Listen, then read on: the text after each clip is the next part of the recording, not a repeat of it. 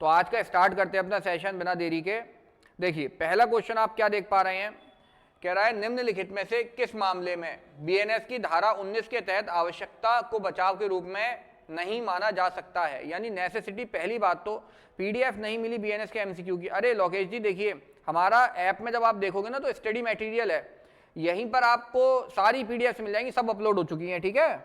शायद एक रह गई, बाकी सब 4-5 मैंने अपलोड कर दी हैं। बिल्कुल बिल्कुल देखिए अब इसका क्या आंसर है, तो कह रहा है भैया 19 के अंदर नेसेसिटी क्या नहीं है तो पहला कह रहा है आत्मरक्षा और हिंसा की रोकथाम, किसी निर्दोष व्यक्ति की कीमत पर अभियुक्त को नुकसान पहुंचाने से रोकना।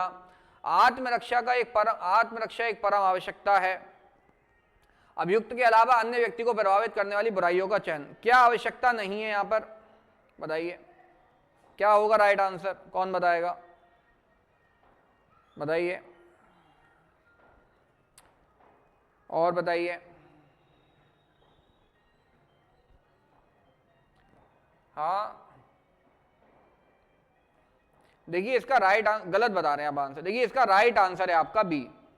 कह रहा है कि क्या नेसेसरी नहीं है नेसेसिटी में, तो कह रहा है prevention of harm to accused at the expense of innocent person. मतलब एक्यूज्ड पर्सन को आप बचा रहे हैं नेसेसिटी में, और जिसका एक्सपेंस मतलब जिससे किसको नुकसान हो रहा है, एक इनोसेंट व्यक्ति को। तो बी आपका इसका राइट आंसर होगा यहां पर। नेक्स्ट बताइए आर वनाम डुडले वर्सेस स्टीफेंस का मामला किस बचाव से संबंधित है। ये तो ये बिल्कुल रोलिंग पोलिंग सा है एक एमसीक्यू। क्या है इसका आंसर, जल्दी बताइए। 0.5 सेकंड में आना चाहिए था इसका आंसर। क्या है ये, नेसेसिटी। राइट आंसर है इसका डी। नेक्स्ट क्वेश्चन क्या है आपका, पढ़िए क्या है नेक्स्ट क्वेश्चन। कह रहा है 7 वर्ष से कम आयु के बच्चे द्वारा किया गया कोई भी कार्य अपराध नहीं है, तो ये किस कहावत पर आधारित है।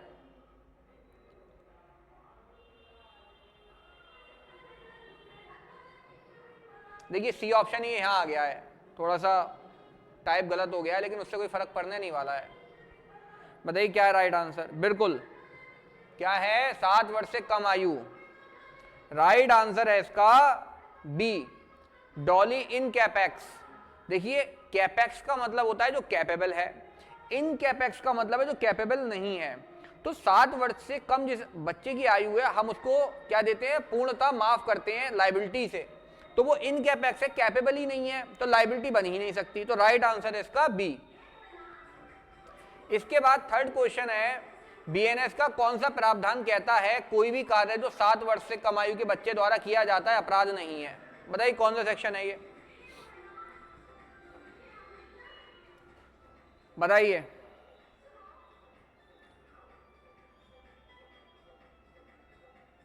क्या है इसका राइट आंसर,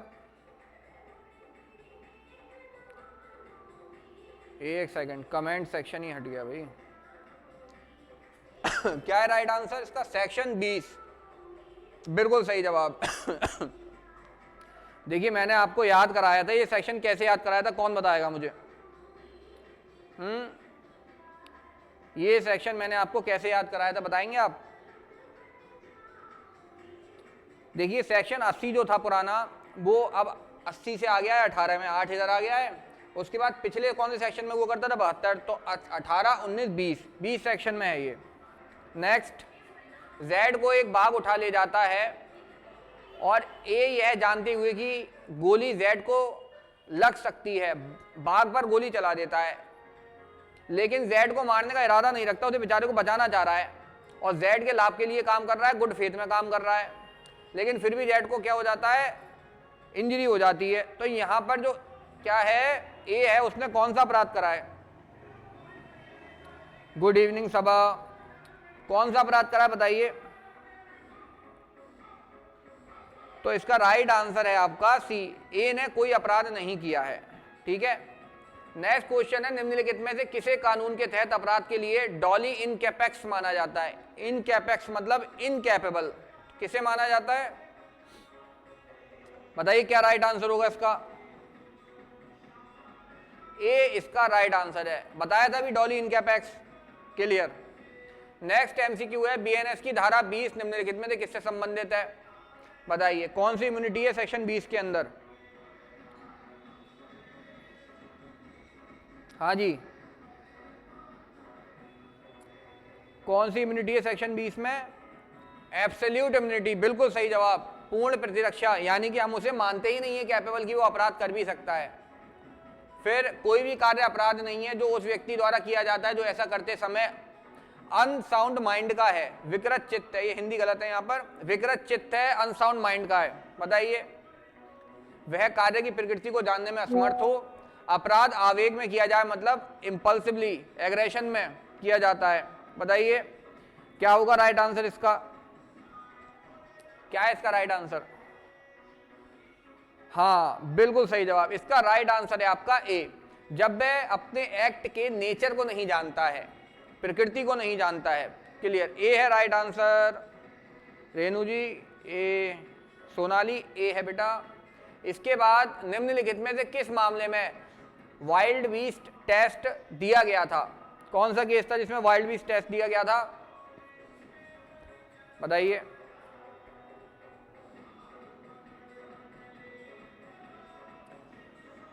क्या राइट आंसर है इसका? हाँ, लोकेश बिल्कुल सही जवाब। अलीना नहीं बेटा नहीं। आंचल गलत गलत, नहीं नहीं भाई, अरे क्या कर रहे हो भाई, क्या कर रहे हो? अरे थोड़ा लोड लो भैया दिमाग पे। क्या होगा राइट आंसर इसका? वाइल्ड बीस्ट टेस्ट किस में दिया गया है? हाँ, अब आया सही जवाब रेनू, बहुत बढ़िया बेटा। राइट आंसर है आर वर्सेस आर्नोल्ड का केस था जिसमें वाइल्ड बीस्ट टेस्ट आपका दिया गया था। अरे बिल्कुल, अब सही। इसके बाद नॉन कॉम्पस मेंटिस का मतलब क्या होता है?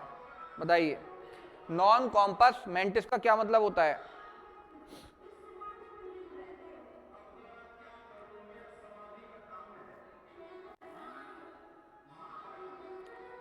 हाँ, बिल्कुल सही जवाब Alina, not of sound mind, स्वस्थ दिमाग का ना होना, बिल्कुल सही जवाब। नेक्स्ट एमसीक्यू हमारा है, निम्नलिखित में से किस प्रकार का पागलपन यानी कि इंसेनिटी आपराधिक जिम्मेदारी से छूट का आधार है? बताइए, इंसेनिटी कौन सी वाली इंसेनिटी मानी जाती है लॉ में?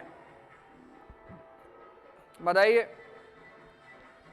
सी, लीगल इंसेनिटी, बिल्कुल सही जवाब। नहीं, अरे क्या कर रहे हो भाई, क्या कर रहे हो? मेडिकल इंसेनिटी से मतलब नहीं होता भैया, हमें लीगल इंसेनिटी से मतलब है। क्या अंतर होता है मेडिकल और लीगल में? देखिए, जैसे हमारे वो तेरे नाम हमने किया है जीवन अपना सारा, वो देखा है वो पिक्चर देखिए तेरे नाम, तो हमारे जो सलमान खान साहब थे उनको कहाँ ले जाके मार दिया गया था? उनका सर मार दिया था उसके अंदर ट्रेन के वो पीछे, जो जिसको आप समझते थे ना ये क्या है, ये जोड़ के चलती है, चुंबक है, होती नहीं है वो, उसमें मार देते ले जाके। अब भाई साहब सलमान खान साहब को बहुत अच्छे से पता है कि मुझे कहाँ से भागना है, मेरी निर्जरा नाम था लड़की का, निर्जरा कहाँ मिलेगी, वो सब जान रहा है क्या सही है क्या गलत है। तो वो पागल भले ही है, लेकिन हमारे लिए कानून के लिए पागल नहीं है। मेडिकल इंसेन का मतलब होता है एक ऐसा व्यक्ति जो अपने एक्ट का नेचर और कॉन्सिक्वेंस नहीं समझ पा रहा हो। हमारे लिए पागल वह व्यक्ति होता है लीगली पागल। हमें मेडिकल पागलपन नहीं देखना है, सर्टिफिकेट नहीं देखना है, वो पीके वाला ठप्पा नहीं देखना है। हमें क्या देखना है कि आप अपना कार्य का, एक्ट का नेचर और कॉन्सिक्वेंस ना समझ पाए, तो उसे कहते हैं आपका लीगल इंसेनिटी। ठीक है, चलिए नेक्स्ट क्वेश्चन है, कभी किसी पागल से मुलाकात हुई है, कभी बातचीत करी है? बताओ। नमस्ते अंशुल, कभी किसी पागल से बात हुई है? बताइए जल्दी से। देखो दुनिया वैसी पागल पागल कहती है लोगों को, लेकिन कभी हो किसी ने करी हो? अच्छा, देखो पागल में बहुत दिमाग होता है, जो रीजनिंग आपका दिमाग नहीं लगा सकता ना, ऐसी बात बता जाएगा आपको कि कहोगे भाई साहब बात तो बिल्कुल सही कह रहा है, मैं तो इस दिन जन्म में सोच भी नहीं सकता था इसकी बात, इतनी काम की बात कर देगा ये व्यक्ति। तो किसी को भी हल्के में नहीं लेना चाहिए। ठीक है, चलो आगे क्या है? आगे कह रहा है निम्नलिखित में से कौन सा मामला मानसिक विकृति के बचाव से संबंधित है? मतलब किससे? अनसाउंडनेस ऑफ माइंड के लिए डिफेंस है। इनमें से कौन सा केस? बताइए। तब पागल क्यों कहते हैं उसको? यही तो दिक्कत है अलीना जी, हर आदमी पागल है अपने अपने नशों में। किसी को बस, अब नशे का मतलब वो वाला नशा नहीं मत समझ लेना, कहोगे मास्टर साहब गलत बातें बताते रहते हैं जब देखो। चलो आगे आओ, बताइए इसका आंसर, बताइए क्या है? इसका आंसर है बी, बिल्कुल सही है। नेक्स्ट, बीएनएस की कौन सी धारा स्वैच्छिक नशे, अरे ये तो आ गया, नशा आ गया, लो, स्वैच्छिक नशे से संबंधित है, वॉलंटरी इंटॉक्सिकेशन से संबंधित है, बताइए। देखिए एक बहुत जनरल बात बता रहा हूं, देखो अदरवाइज मत लेना। देखो जो थोड़ी बहुत ड्रिंक करते हैं ना, कहना सर आपको बहुत पता है, बताओ सही सेक्शन बताओ पहले, फिर बताऊंगा मैं लॉजिक। पहले सही सेक्शन बताओ आप।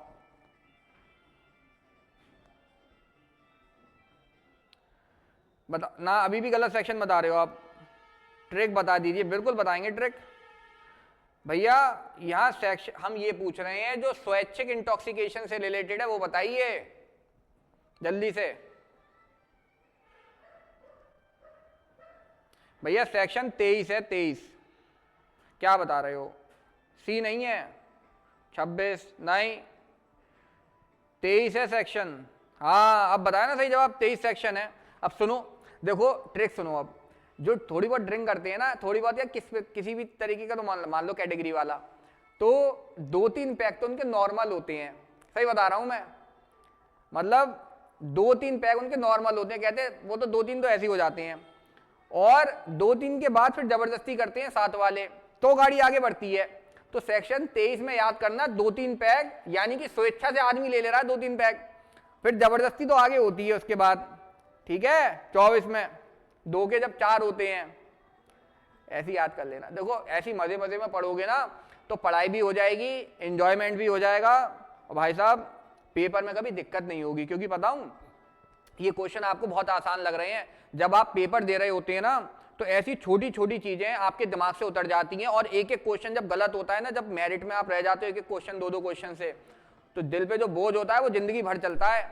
इस बात को याद रखना आप, ठीक है। इसीलिए हाँ अब नहीं भूलेंगे, बस ऐसे ही पढ़ना है कि कभी भूल ही ना पाओ। आपकी आत्मा भी कहना भूल जा बहुत आ गया दिमाग के अंदर, तो कहना बट आगे। हाँ 2-3 पैक रोज के सवा, बहुत बढ़िया बेटा।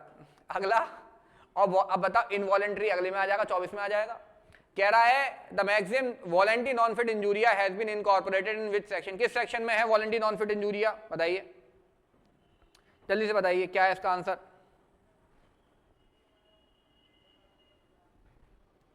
वॉलेंटरी नॉन फिट इंजूरिया किस सेक्शन में बताइए?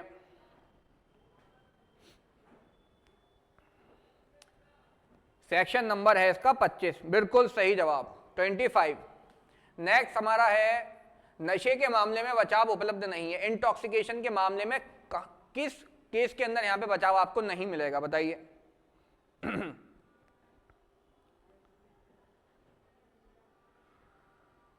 हाँ बताइए, इंटॉक्सिकेशन में इन कौन से उसमें ऑप्शन में बचाव आपको नहीं मिलेगा? जहां व्यक्ति कृत्य की प्रकृति को जानने में असमर्थ है। असमर्थ है तो यानी हमारे लिए क्या है, वो लीगल वाला है मामला। जहां नशा स्वैच्छिक है, ओहो, अगर वॉलेंट्री है तो फंसना तय है भैया आपका। बी यही मिल गया ये दूसरे नंबर पे। अगला कह रहा है निम्नलिखित में से कौन सा नशा से संबंधित प्रमुख मामला है, मतलब इंटॉक्सिकेशन से रिलेटेड कौन सा लीडिंग केस है इन चारों केसों में? बताइए आप जल्दी से आंसर। इसका भी आंसर बी है, डीपीपी वर्सेस बियर्ड का केस। बहुत बढ़िया। अब इसके बाद अगला है एक्स, एक मतलब सर्जन है जो बाई एक 14 वर्षीय भिखारी के दाहिने हाथ की तर्जनी उंगली को वाई की सहमति से और सद्भाव पूर्वक काट देता ताकि वाई को अधिक भिक्षा मिले।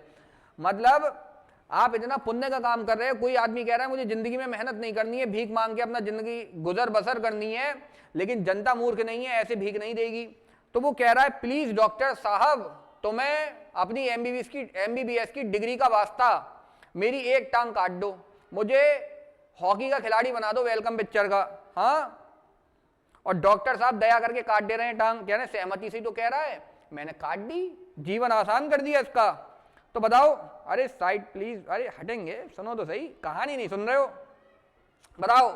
तो डॉक्टर साहब ने कितना पुण्य का काम करा है, क्या होगा उनके साथ इनमें से बताइए बताइए साहब। 17 का बिल्कुल बिल्कुल सही बात है। इसका आंसर आपका है डी। कह रहा है एक्स को आपराधिक दायित्व से छूट नहीं दी जाएगी क्योंकि किया गया कार्य बीएनएस के अर्थ में सद्भाव पूर्वक नहीं है। सद्भाव पूर्वक का गुड फेथ का मतलब क्या होता है? केयर और कॉशन, ठीक है। किसी की भलाई के लिए आप कार्य करो, ये क्या भलाई है? कोई व्यक्ति कह रहा है मैं तो जिंदगी से परेशान हो गया, जिंदगी से मैं बस जाना चाहता हूं ऊपर, तुम तुरंत उसका गला पकड़ के दोनों हाथों से और रस्सी वस्सी सब लपेट के तुमने निपटा दिया वहीं आदमी। हाँ निपटा दिया। पुलिस आई, भैया क्या हुआ? बोला अरे दरोगा साहब इतना परेशान था बेचारा, कह रहा जिंदगी से छुटकारा दिला दो, मैंने दिला दिया। कह रहा बहुत बढ़िया काम करा बेटा, आओ तुम्हारी खातिरदारी करें, चलो ससुराल चलो, तुम ससुराल में भी ऐसी खातिरदारी तुम्हारी नहीं होगी, शादी हो गई, आओ हम लेके चलते तुम्हें ससुराल, आओ। अगला एक्स के नहीं, एक्स नहीं, A and Z agree to fence with each other, आपस में तलवारबाजी करने के लिए दोनों तैयार हो चुके हैं। ए और जेड मनोरंजन के लिए एक दूसरे के साथ तलवारबाजी करने के लिए सहमत है। इस समझौते में दोनों की सहमति निहित है, कंसेंट दे रखी है साहब, कि वे किसी भी तरह का नुकसान सहेंगे जो तलवारबाजी के दौरान बिना किसी बेईमानी के हो सकता है। ए निष्पक्ष रूप से खेलते हुए जेड को चोट पहुंचा देता है, और मतलब गुड फेथ में काम कर रहा है, चोट पहुंचाने की नियत नहीं लेकिन पहुंचा देता है, और परिणाम स्वरूप जेड की मृत्यु हो जाती है। तो ए उत्तरदायी है किसके लिए बताइए? कौन कह रहा है? अच्छा हाँ भैया, जेल इज ससुराल, बिल्कुल ससुराल गेंदा फूल। बताओ इसका राइट आंसर पहले क्या होगा? राइट आंसर हाँ, इसका आंसर है आपका सी। कह रहा है फॉर नो ऑफेंस, किसी भी ऑफेंस के लिए वो क्या नहीं है, लायबल नहीं है। ये बिल्कुल उसी तरीके से है जैसे आप स्टेडियम में मैच देखने गए, कल मैच कब था भी ये पाकिस्तान वाला भाई साहब, और एक हार्दिक पांड्या तो अपने अलग ही मूड में चल रहे हैं, ठुकरा के मेरा प्यार मेरा इंतकाम देखेगी, उसी मूड में है ये। ऐसे ऐसे छक्के मार रहे हैं हार्दिक पांड्या कि भाई साहब बॉल अगर लग गई ना किसी के जाके तो बस राम नाम, समझ जाओ आगे। सही है, इंतकाम मूड में है वो आजकल। ये एकदम ऐसा छक्का उड़ाते हैं कि हेलीकॉप्टर सीधा, जैसे धोनी हेलीकॉप्टर उड़ाते थे। तो यहां पर अब आपकी बॉल लग गई तो भैया वो तो अपना खेल रहा है, आपने कंसेंट दिए कि चलो जो भी नुकसान होगा हम झेलेंगे, बॉल तो आगे लगी सकती है, आपको पता है। चलिए, तो राइट आंसर है सी फॉर नो ऑफेंस। इसके बाद अगला कह रहा है बीएनएस 1860, अरे 1860 थोड़ी है भैया, क्या कह रहे हो? नहीं, गलत जवाब, ये तो हमारा 2023 वाला है, कोई बात नहीं, मिस प्रिंट है, हो जाती है। कह रहा है कि धारा 28 के संदर्भ में बच्चे की सहमति का क्या अर्थ है? बच्चे की कंसेंट का मतलब यहाँ पे क्या है बताइए? ये क्वेश्चन बहुत अच्छा है, पेपरों में कई बार पूछा गया है। बच्चे की कंसेंट का क्या मतलब है? हाँ बिल्कुल तो कह रहा है 12 वर्ष से कम आयु के व्यक्ति द्वारा दी गई सहमति, बिल्कुल सही जवाब। ये 12 वर्ष ध्यान रखना, पेपर में कई बार पूछा गया है। इसके बाद बीएनएस के तहत सहमति का बचाव निम्नलिखित मामलों में उपलब्ध नहीं। किन मामलों में बीएनएस के अंदर सहमति का बचाव उपलब्ध नहीं है बताइए? बताइए। सहमति देके आप क्या नहीं करा सकते? हाँ, जैसे कंसेंट टू कॉज डेथ, कि भैया मेरी जान ले लो, मैं दुनिया से परेशान हो चुका हूं, तो भैया कंसेंट भले ही सामने वाला दे रहा है लेकिन तुमने निपटा दिया ना, तो फिर आपको पता ही है ससुराल वाला कॉन्सेप्ट लग जाएगा।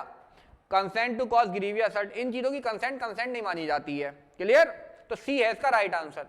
नेक्स्ट क्वेश्चन कह रहा है बीएनएस की कौन सी धारा उन स्थितियों से संबंधित है जब सहमति को स्वतंत्र सहमति नहीं कहा जा सकता? बताइए, इन किस सेक्शन के अंदर बताया गया है कि कंसेंट आपकी फ्री कंसेंट नहीं होगी?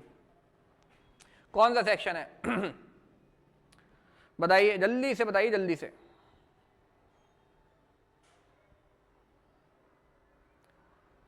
बिल्कुल राइट आंसर है इसका सेक्शन 28। सेक्शन 28 क्या है? राइट आंसर है आपका। इसके बाद निम्नलिखित में से किस मामले में सहमति स्वतंत्र सहमति नहीं है? बताइए।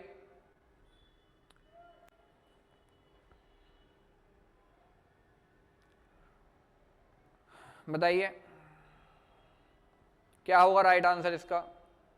चोट लगने के डर से किसी व्यक्ति द्वारा दी गई सहमति, नशे में धुत व्यक्ति द्वारा दी गई सहमति, तथ्य के गलत अवधारणा के तहत दी गई सहमति, 12 वर्ष से अधिक। अरे क्या बात है, बहुत बढ़िया। राइट आंसर है इसका डी, 12 वर्ष से अधिक लेकिन 14 वर्ष से कम आयु के बच्चे द्वारा दी गई सहमति। बहुत बढ़िया। नेक्स्ट क्वेश्चन है, जेड को एक भाग उठा ले जाता है। ये वाला एमसीक्यू हम सॉल्व कर चुके हैं, रिपीट हो गया है, कोई बात नहीं। क्या राइट आंसर था इसका? क्या राइट था? हाँ बताइए क्या राइट आंसर था इसका? बताइए सोच के फिर से।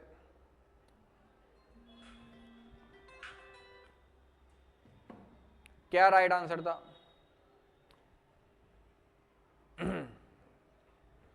कौन सा सेक्शन कवर होगा? कह रहा है ए सहमति के बिना किए गए कार्य से निपटने के लिए बीएनएस की धारा बचाव कर सकता है। यहाँ पे गुड फेथ में काम हो रहा है ना, तो बी है राइट आंसर। अगला, ए एक सर्जन है जो सद्भाव पूर्वक एक रोगी को उसकी राय बताता है कि वह रोगी जीवित नहीं रह सकता। जैसे वो मुन्ना भाई एमबीबीएस में वो डॉक्टर साहिबा जो थी ना, वो क्या कहती है उससे कि तुम्हें लास्ट स्टेज कैंसर है भैया, तुम तो निपटने वाले हो। पता चला, उससे बोला था, वो बोला कितने महीने हमारे पास, कितना टाइम है? बोला 2 महीने है। आपने उसे बताया, तभी उसे शौक लग गया, वो तभी नीचे। और भाई साहब, इससे पहले कि आपके संजय दत्त साहब गाना गा पाते, वही वाला, वही रात को हॉस्पिटल में, उससे पहले वो मर गया शौक से। तो बताओ डॉक्टर साहब ने कौन सा अपराध कर दिया? वो मैडम जी जो थी, बताइए। No offence. अरे ऐसे कैसे, जान ले ली भैया। सही कह रहे हो आप, नो ऑफेंस। राइट आंसर है नो ऑफेंस, डी। नेक्स्ट, एक सर्जन एक बच्चे को दुर्घटना का शिकार होते हुए देखता है, तब तक कह रहा है surgeon sees a child suffer an accident which is likely to prove fatal unless an operation be क्या है इमीडिएटली परफॉर्म। एक बच्चे का एक एक्सीडेंट हो गया है और उस पर एक ऑपरेशन करना है उसकी जान बचाने के लिए, और बच्चे के अभिभावक से संपर्क करने का समय है नहीं, यानी उससे कंसेंट लेने का।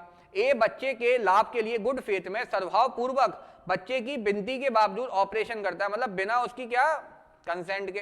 तो और जिसमें बच्चा मर जाता है। तो ए ने निम्न में से क्या कार्य किया है? तो आंसर है डी, बिल्कुल गुड फेथ में काम कर रहा है यहाँ डॉक्टर। ठीक है, तो मेडिकल यहाँ पे क्या दी गई है? बचाव दिया गया है यहाँ पर। क्लियर? तो बताइए, बिल्कुल सेक्शन 30 नो ऑफेंस। शाबाश ईशु, बहुत बढ़िया। बताइए सेशन कैसा लगा? सारे क्वेश्चन किसको आते थे बताइए जल्दी से कमेंट करके। किसको एक आध को, किसी का एक आध क्वेश्चन गलत हुआ है इस क्लास में? बताइए। अब 30-40 लोग हैं, बताइए किसी का एक आध क्वेश्चन गलत हुआ है? अगर हुआ है तो अपने आप को, कुछ गलती हुई, बहुत बढ़िया, अपने आप को आप धन्यवाद दें, थैंक यू बोलें, क्योंकि इस आधे घंटे में आपने कुछ तो सीखा जो अब आप जीवन में आगे गलत नहीं करेंगे।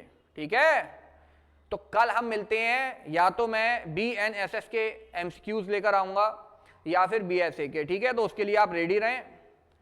कोई बात नहीं बेटा, देखिए गलती जरूरी है जीवन में, उससे सीखने को मिलता है। एक व्यक्ति थे जिन्होंने बोला कि मैं कभी भी फेल नहीं होता।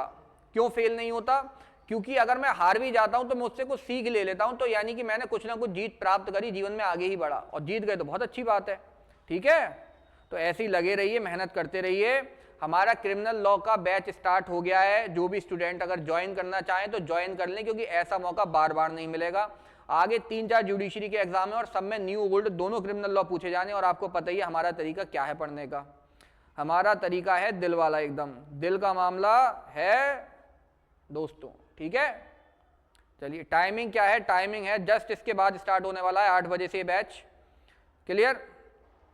हाँ, देखिए एग्जाम्पलों का ही सारा खेल है। मैंने बताया था जीवन में लॉ को अपने आसपास से जोड़ लीजिए, तो जीवन और लॉ दोनों आसान बन जाएंगे आपके। ठीक है, अब आपसे मिलते हैं बहुत जल्द कल। ठीक है, तब तक के लिए टेक केयर, पढ़ाई करते रहिए और आगे बढ़ते रहिए, नई चीजें सीखते रहिए।